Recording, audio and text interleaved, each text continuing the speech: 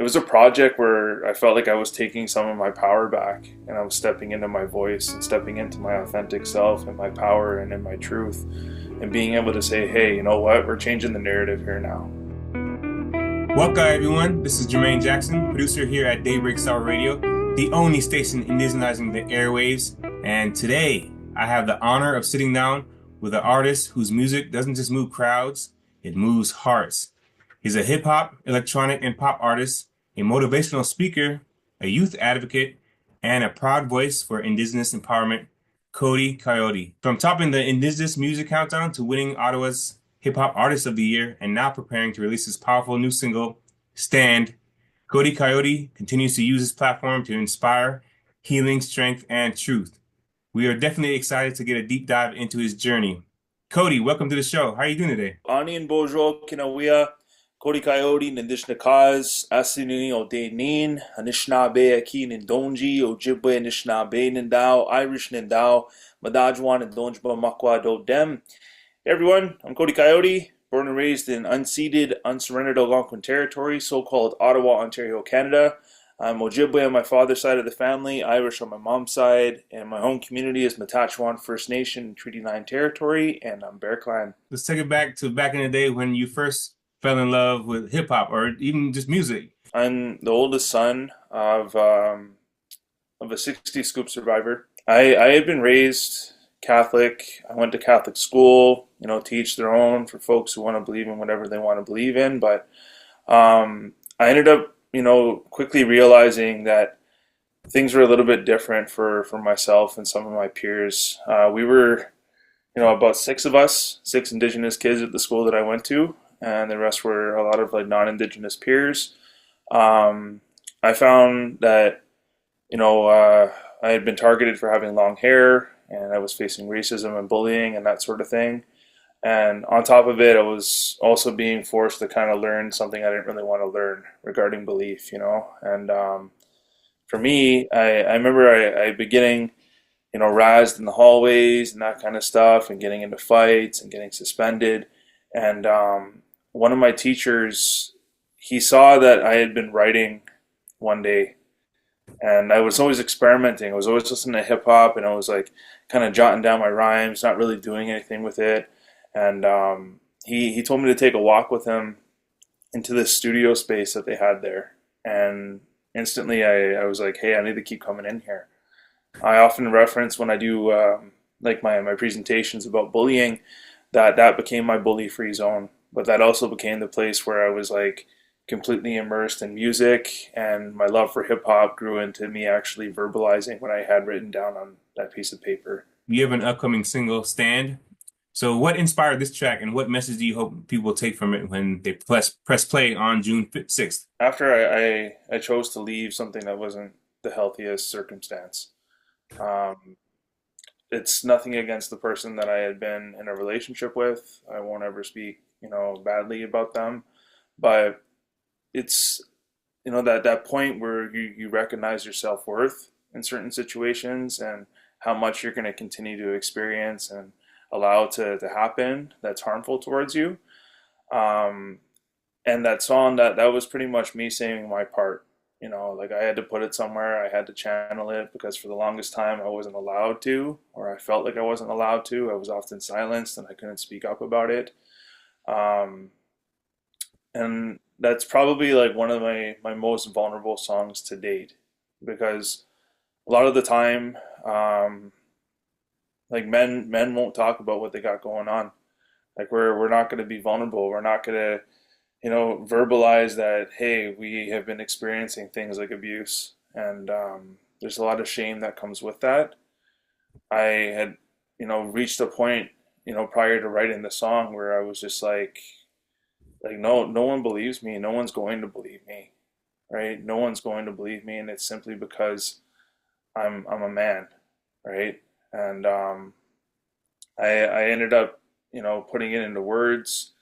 And when I got into the studio and I started to actually record it, that's when I started to feel like I was healing a little bit further. Being in the stew and just being able to have it recorded, and also stepping out of my comfort zone, because I don't want to just be like forced into one genre anymore. I want to be able to branch out and try to experiment with different sounds. And then here we are rocking out to this kind of like pop punk sounding type of track and standing up coming from all of that.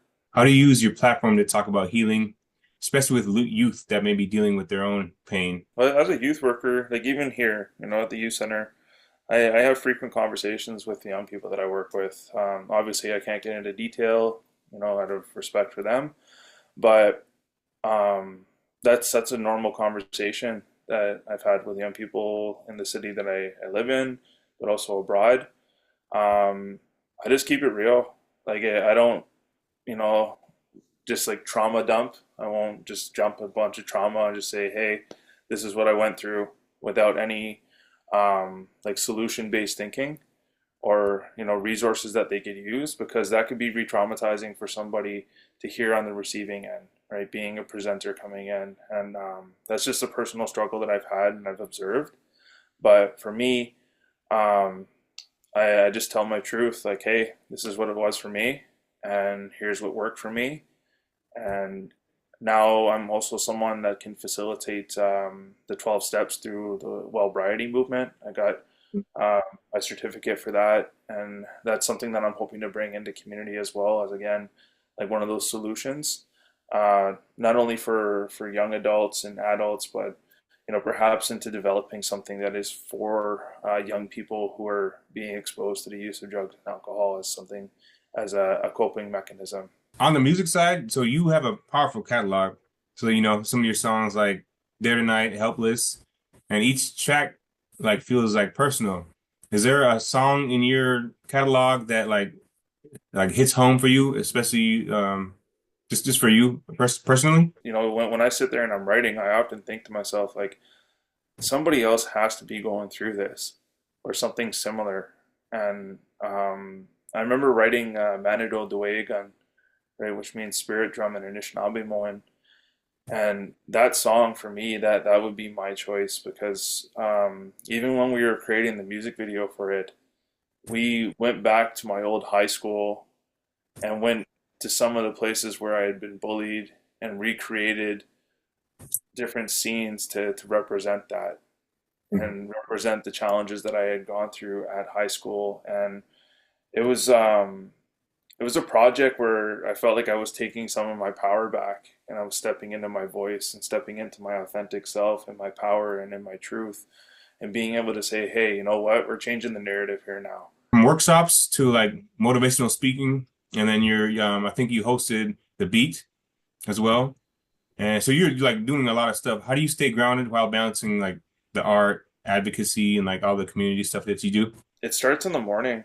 Like I really um I really disliked getting up early. But it became a practice when I went away to a treatment center, and there was something about getting up in the morning and hearing the birds, right? And seeing the sun and watching the sun get up, and then doing um, like ceremony, like having a nice morning smudge.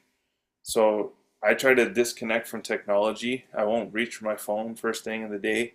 Probably get up at like 7:30, make myself a smoothie, have some tea, have a smudge, get out for a morning walk, and try to be by water, be in nature, and just set the tone for the day. And after that, it's really just trying to take some tasks that are coming up. Um, I make the effort to get to the gym in the morning as well. So that's like that whole first section of my day, I've like made it that way, right? That my mornings are for me. Like that's my time. And if I can encourage anything for anyone else, it's just take the first hour every day for yourself. So how's your process? So do you make beats? I wish I was that gifted. I just happen to like know like a lot of really deadly producers, but Yeah. I remember sitting there with one of my friends once upon a time, and he's just like, "Man, like, like you got to think with words, like just focus on that, hone in on that, and like from doing that and like linking with all these different producers, it's like we're on the same frequency. Like they'll send me something, and I'm like, "Okay, let me break it down." Finding the flow in it, seeing what the BPM is, and all that, but. yeah, like I've tried, but I'm like, no, I can't do that. So you've been recognized multiple times for your impact in Ottawa and beyond. So what does it mean to be seen in the way by both indigenous and mainstream communities as an advocate in your community? Like momentum started after I put out like my first like full project, my mile way. That was back in like 2017, and people started to really tap into what I was doing, and I think just like having humility throughout it all is really important.